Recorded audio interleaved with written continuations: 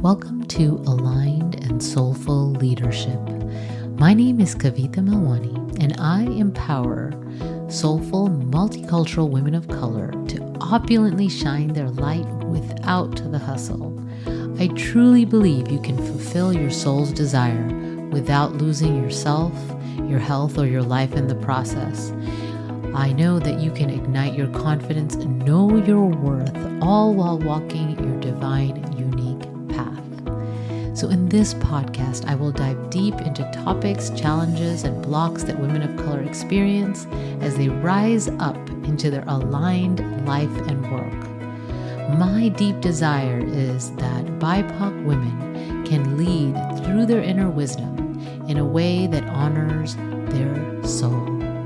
Are you ready to rise up as the leader you were born to be? Then this podcast is for you.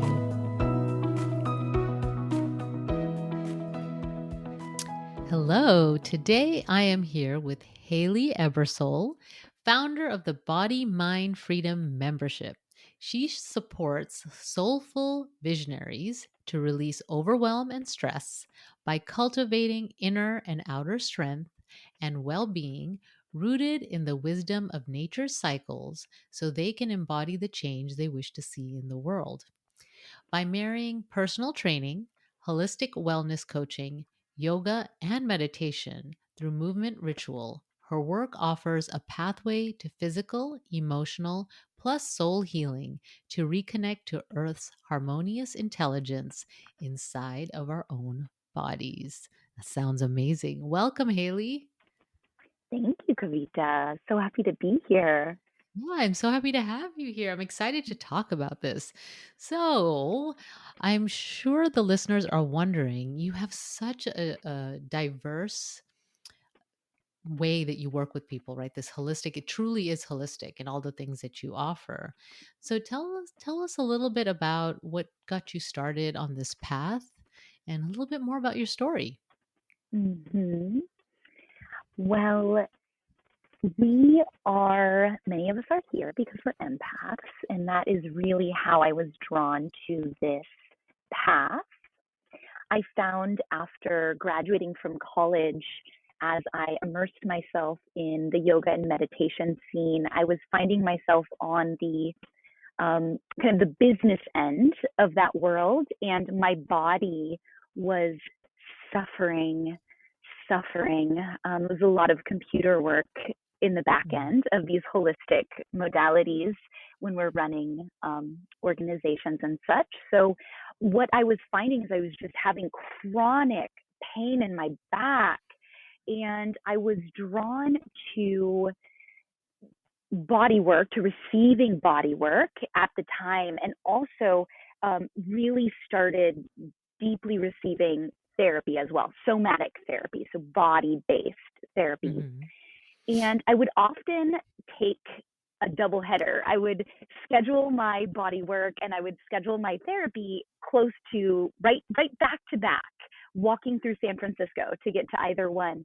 And I quickly discovered that therapy was actually the warm up for the body work, and that in the body work, I would be releasing huge amounts of what I came to understand was trauma and just deep holding, physical holding, emotional holding. And so, in that way, that was kind of the gateway that opened me to my path. I began to pursue body work. And Mhm. one thing I noticed as I was working with people's bodies who would come in with injuries was that I was picking up their injuries. And Mm. it, clearly that's very troubling, period. But as a body worker, when my livelihood was taking care of other people's bodies, it's those boundaries are imperative.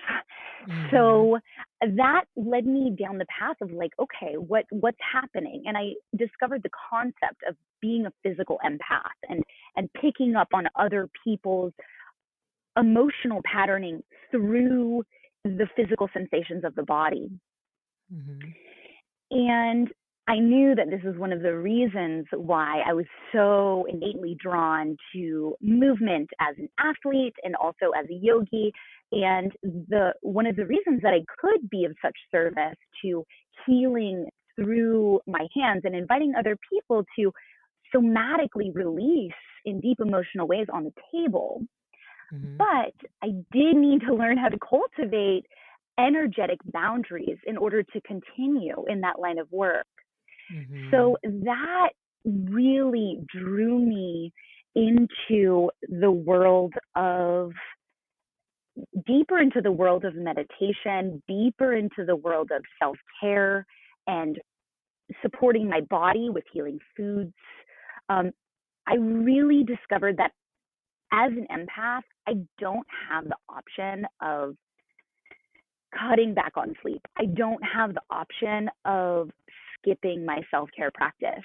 I don't Mm-hmm. have the option of not taking at least a short walk every day or attending to my physical body because I will have physical pain and the way that both just nervous system overwhelm, being a highly sensitive person in a world that is not catering to those of us who are sensitive, and being a healer, being an empath, that in order to do the work and to be a leader in the world, I do need to structure my life around self-care.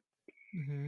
So my work began to shift the deeper my own self-care roots grew and the stronger my boundaries, the more I began working with people. Inherently, it was empaths that found their way towards me for movement work, for healing movement work that Mm-hmm. would not just temporarily release discomfort through body work, but that we can learn to interact with our bodies in a way where we are unblocking the dam of emotional holding Mm-hmm. and allowing our experience to flow in a more natural way through our body so that there's not this constant need. I love this. I love the quote, self-care isn't chocolates and salt baths. It's Oh living a gosh, life yes. you don't need to take a vacation from. So I Yes. more and Mm-hmm. more just started working with people as a coach, even though, they'd come to me for movement work. But Mm-hmm. really, we would be talking about how their life was showing up, how the challenges of their life were manifesting through their body. And we would be Yes. exploring how to relate to our bodies with healing alignment and how we hold our bodies and how that impacts our capacity to be present, especially as empaths, how that impacts our capacity to meet the world instead of constantly managing our Yes. Mm-hmm. stress or managing our physical discomfort. Yes, I love that. Yes.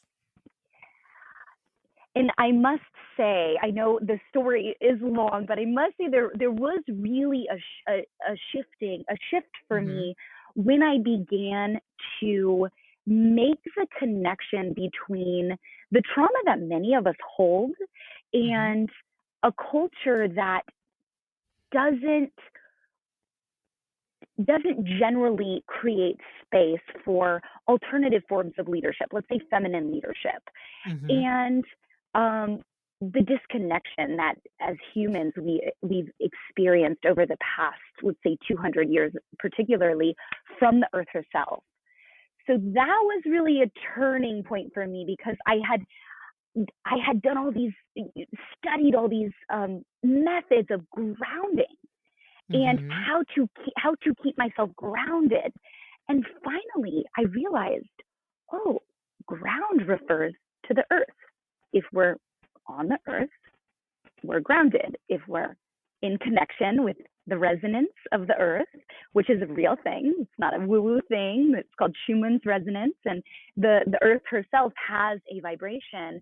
And when we find ourselves in nature, or even we just take a few moments outside, our energetic field begins to sync with this kind of harmonious, natural, um, easeful pace Mm-hmm. of nature.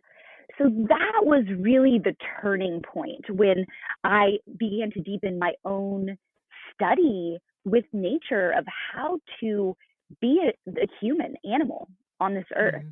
And Mm-hmm. that for me is what I really see making, having made, a quantum leap in my life and my self-care practice, my my relationship to embodiment, but Mm-hmm. also those of all the beings that I've worked with, when we really focus on grounding not as some intellectual experience or even as a visualization or kind of a just a spiritual experience, but we're really talking about a very physical, very Mm-hmm. practical concept, which is go to the earth and be with the earth like the animal that you are. And Mm-hmm. that process does, it's a natural cleansing process. So that's how all of these things come to be married in my work. Mm-hmm. Yes, thank you for sharing that. So I was focusing in on honing on some really key points, right? So first, I heard that you were drawn to the practice because of your own experience. That happens for so many leaders, empaths. And as an empath, figuring out that you were a physical empath because there are different types of empaths, taking on the energy, figuring out you need to work on boundaries with your clients, and then realizing you were working with them in a holistic way, really. Because there's so much research on the fact that we do hold emotions in our body, especially trauma, right? So body work and movement, so important. And we tend to separate that in our culture where it's like, okay, there's the exercise, right? And there's the mental health and there's the doctor and, whatever. Medicine is, well, there's a doctor for your ears, nose, and throat. And then there's a doctor, but we're huge holistic beings, right? So to be able to separate that and not there are experts in those areas, I'm not saying they're not, right? And there's also the need for the holistic view of the being. And so I love that you are not only working with people that day, you embody that, right? You embody that just the way you talk about it. And then the piece about self-care and the earth and nature, we're so disconnected from nature, right? We're inside most of the time, in front of screens, which is draining anyway, but for empaths, even more so. Mm-hmm. And the need for that regular movement, and what a big difference that can make for you. So I wanted to ask you a couple of specific questions. Okay, so first, what what are some things, or one thing, just see if you can just share one thing that you has helped you with the boundaries, right? Because when an empath, or even a lot of women that are not empaths, are in positions where they work with others, and especially if they're leaders, they are absorbing the energy in the room, they're intuitive. And so what is a practice that you can share to help with creating those energetic boundaries? Such a beautiful question. And my mind just gets running because I want to share like Mhm. 20 things, but let me share the thing that is the most impactful for me. Mhm. It did take me a lot of time to even realize that my, that the boundaries of my body that I was actually, they're big, they're wide, that it took me a long time to realize that that's a big part of being an empath, is that we don't always have a conscious awareness that this is me. And even though we know this is our body, we're walking around in it, the energetic boundaries get big, and then we're around people and they're in our energetic boundaries, so it's almost like they're our body. And that's why I found that embodiment work for me has truly been the key. In the primary thing is to become aware, this is my body, and I'm Mhm. touching my body right now, because Yes. that is the really the number one thing that has shifted my life is touching my own body. And Mm. it's very, very simple. I Mhm. learned this because I was shocked at the difference that body work, receiving massage, was making in my to my mental health. Yes. And I began to just understand through the practice of mudra, which is a yogic practice of the understanding that the energetic channels, the nadis of our body, end in the ears and the toes and the fingers. And this is also an understanding in the system of acupuncture. So, in Chinese medicine. So, the science of mudra is that we can shift our mind state by what we do with our hands. And I got really interested in this on an intellectual level. And finally, I discovered that when I touch my body, simply placing a hand on the heart, placing a hand on the belly, that's what really resonates with me. But I actually started this by placing my hands on my belly because part of my background and part of how I worked with how Mhm. the challenges of being an empath and an HSP came through in my experience was eating disorders and body dysmorphia Mm. and a need Yes. to control everything that was coming into my body because I felt very out of control with my energetic field, let's say, with the boundaries around me.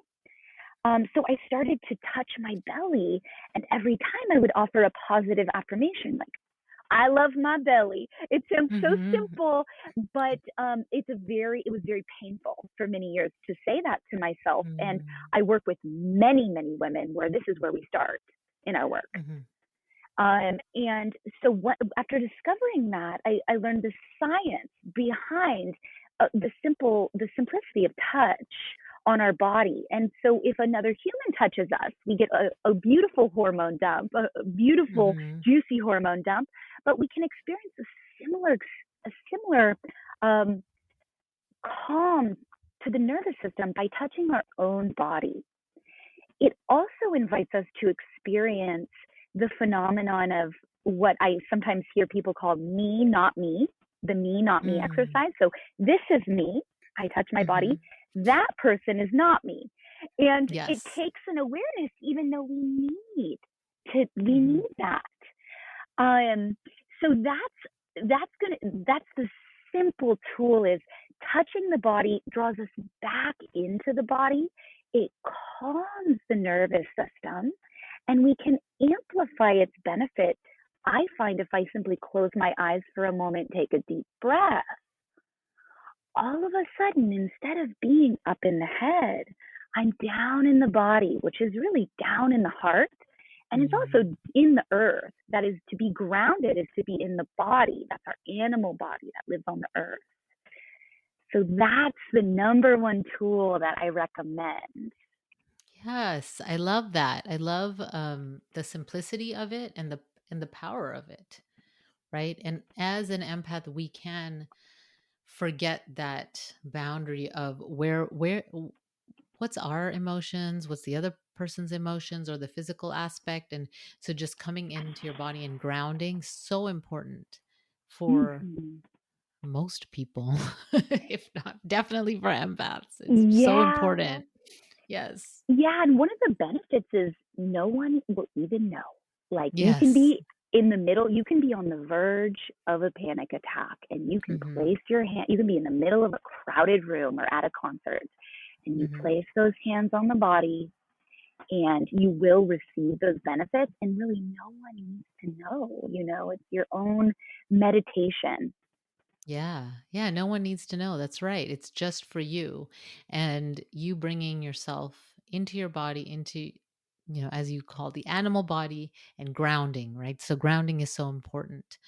And so are you willing to share a little bit about um, leadership for you? What leadership means to you, right? You're on this podcast because I consider you a leader, right? Just in what you're creating in the world.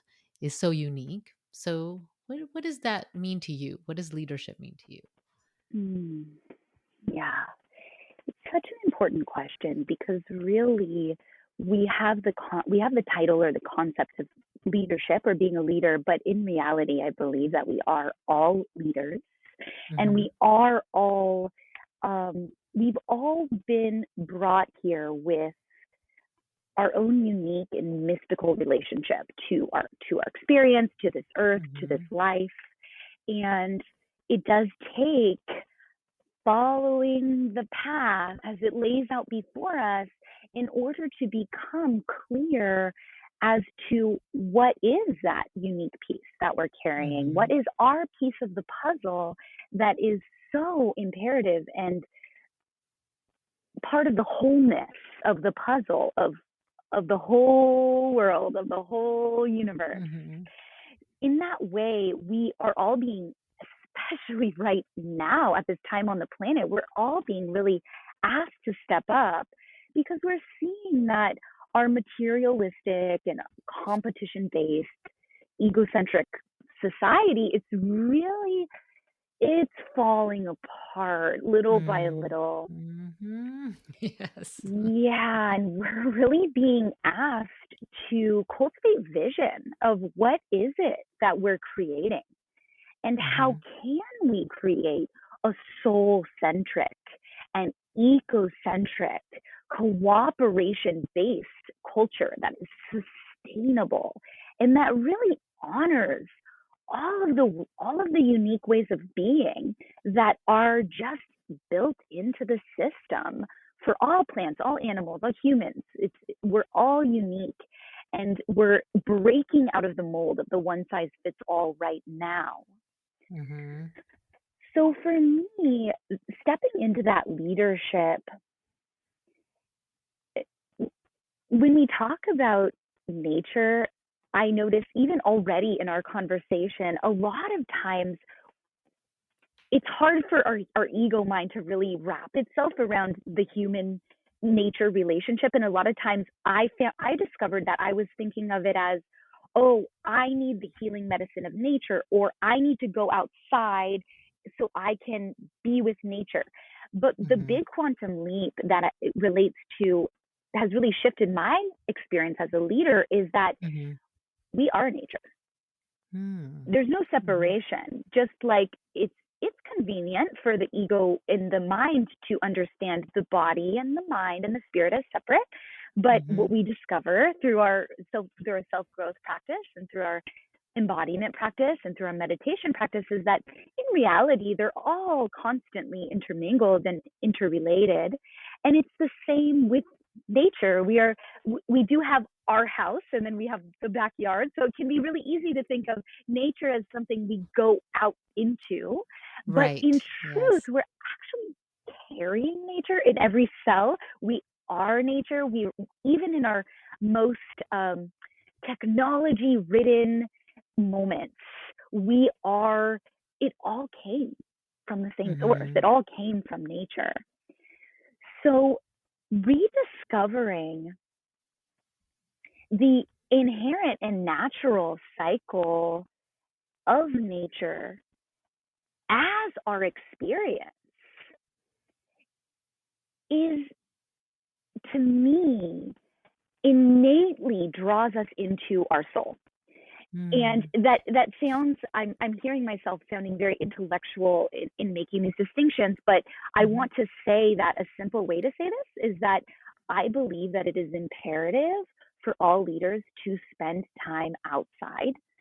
I Yes. believe that it is imperative for all leaders to not just have a grounding or a calming practice that is maybe a seated practice or some stillness practice or prayer, some moment where we can reconnect to our own inner being.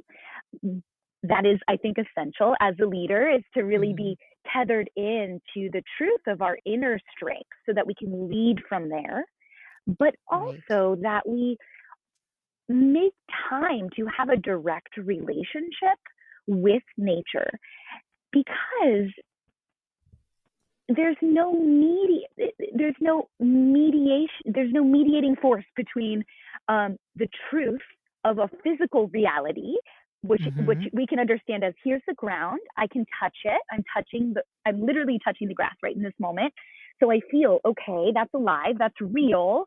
Yes, sure, I'm perceiving it, you might perceive it a little different, but we can agree that there's what's real.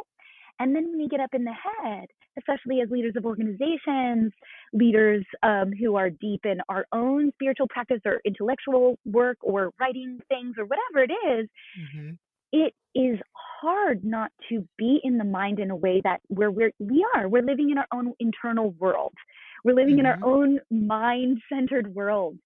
And sure, we can be leaders from that place, Mm-hmm. but it's very hard to avoid the ego's influence in that place, and to avoid our past conditioning and the cultural trance that we are all a part of Mm-hmm. inherently, just Yes. because we interact with each other, we watch the Mm-hmm. television and we do all the things.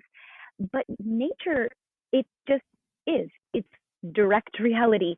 So when we can tune in, when we can drop in, and it doesn't just have to happen outside, this is also happening in our meditation practice. Anytime we clear the slate, cleanse, Mm-hmm. release, let go, get rid of the way that our mind chatters, we are Yes. connecting to the nature inside of us, and we will be guided Mm-hmm. from that place. That's Yes. our intuition. Uh-huh. Yes. Love that.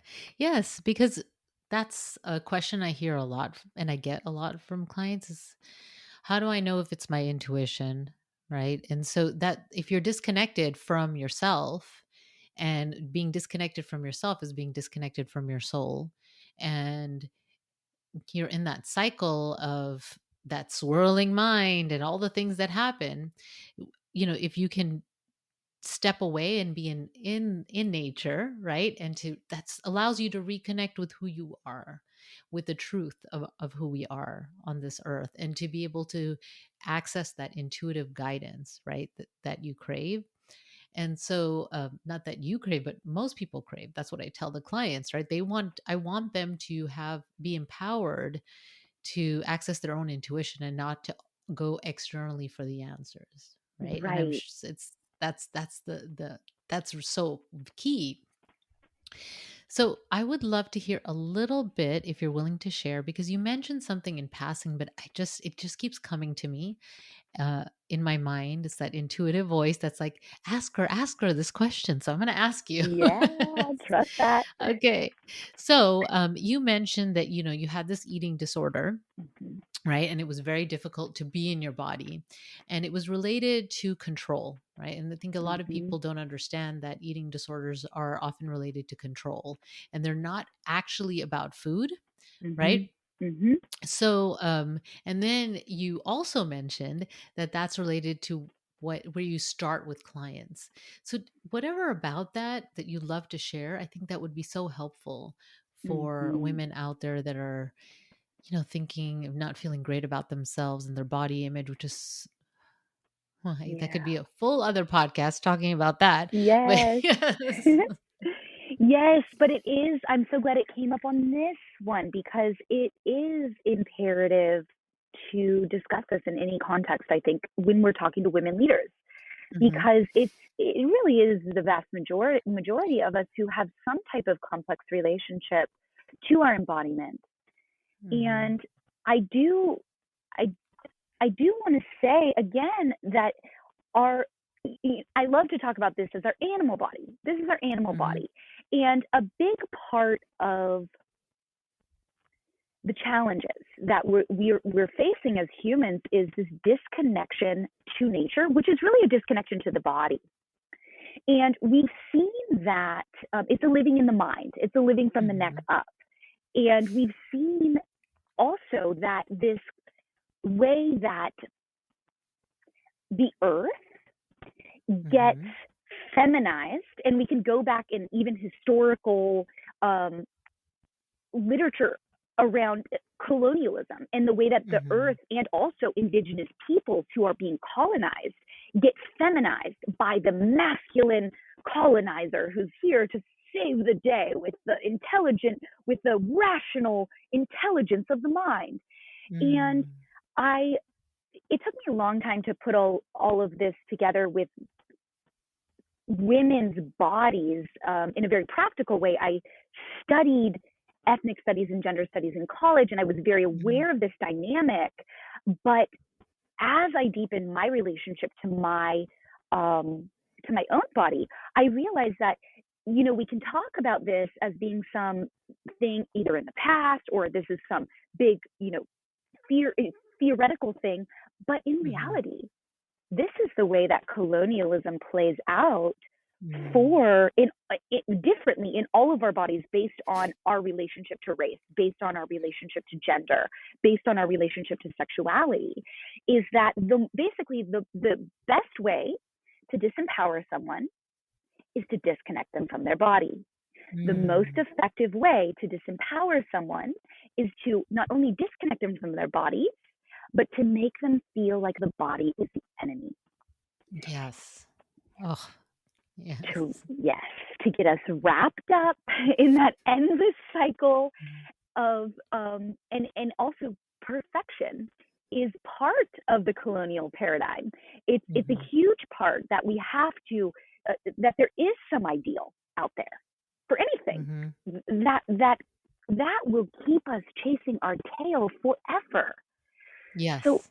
as female leaders and as leaders generally, reclaiming our right to be here is the foundation. It's reclaiming our right to live on the earth is making friends with our bodies. And Yes. that is and I said earlier, leaders, I encourage and invite leaders to spend time out in nature, but even if that doesn't feel resonant for everyone, or even if everyone, even if someone's like, yeah, cool, it's great, but I'm not really into that, we can connect to nature through movement, through touching our body. Like the first Mm-hmm. tool I shared, it's so simple. We can connect to it through breath. We can connect to nature through sound.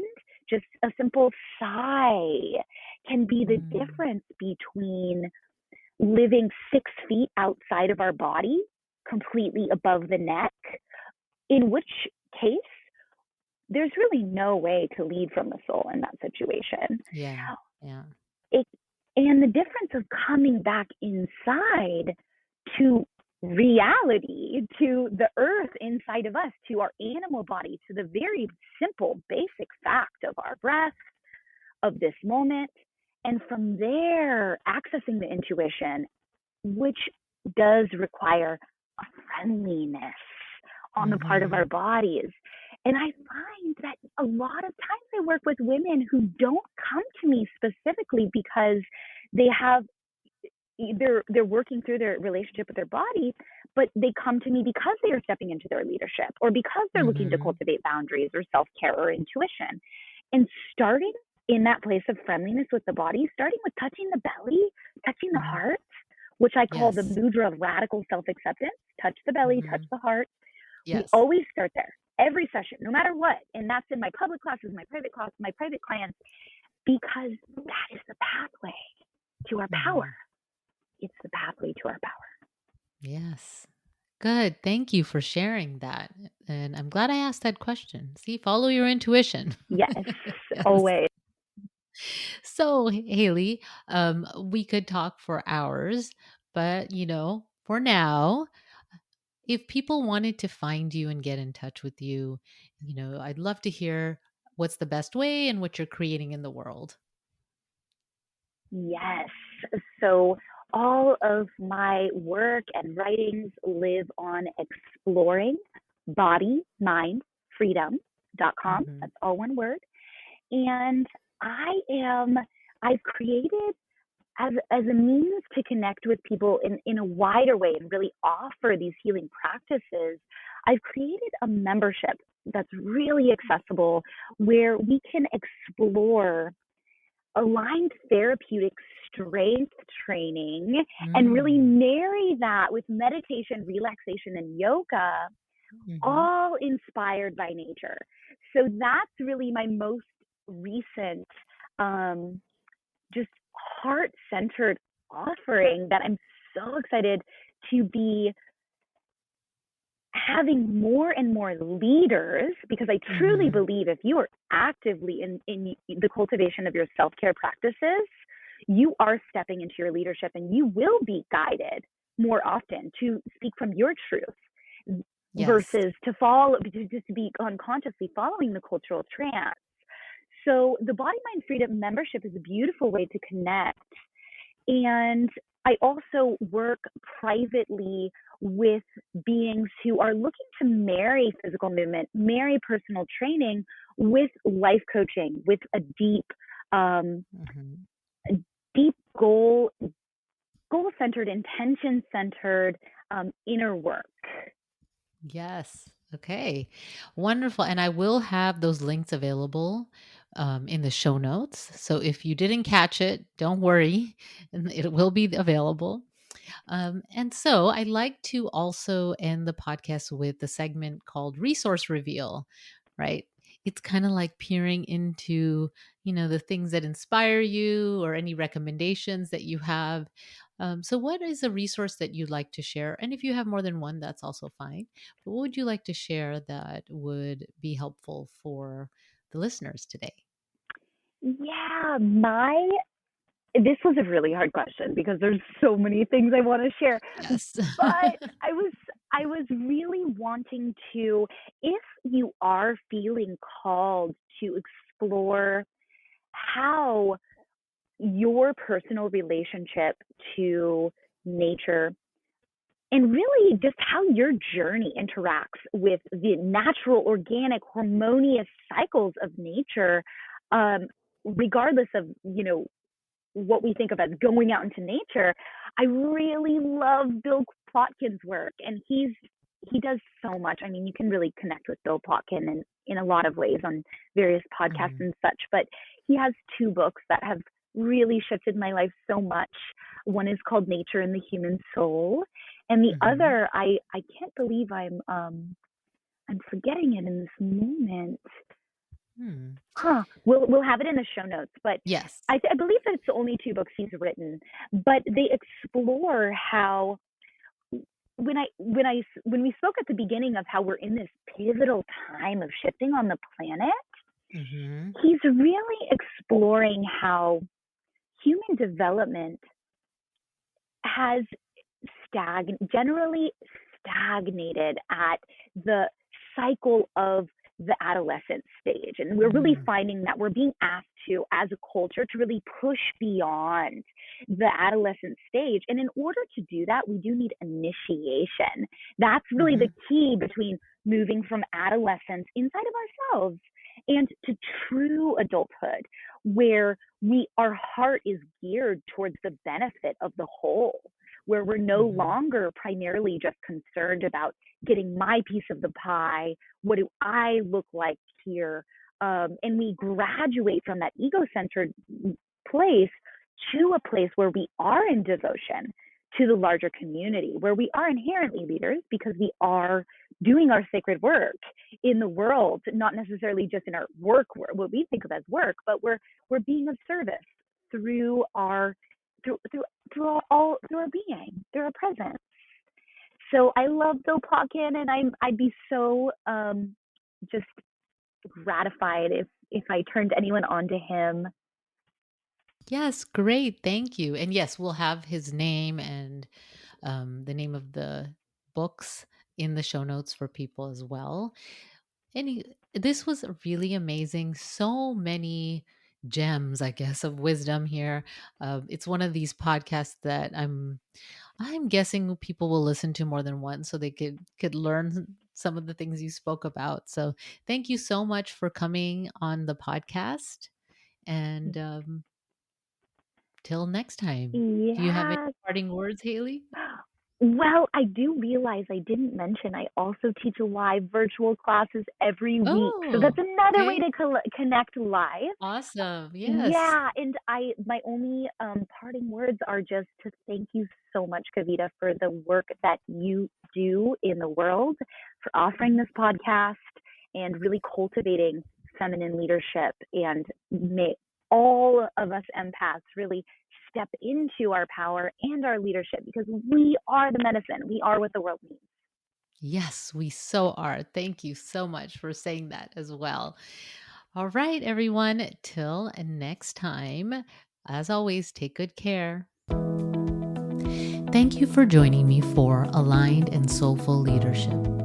I was inspired to start this podcast as a way to empower women of color to rise up into their aligned leadership. Remember, I will have all the resources I mentioned during this episode available in the show notes at alignedandsoulfulpodcast.com. I'm your host, Kavita, and if you enjoyed this podcast, please take a moment to write a review. You are truly appreciated as a listener, and I would love to be able to share this knowledge with others. Your review is like an invitation for others to join you. Thank you, and until next time, take care. Bye.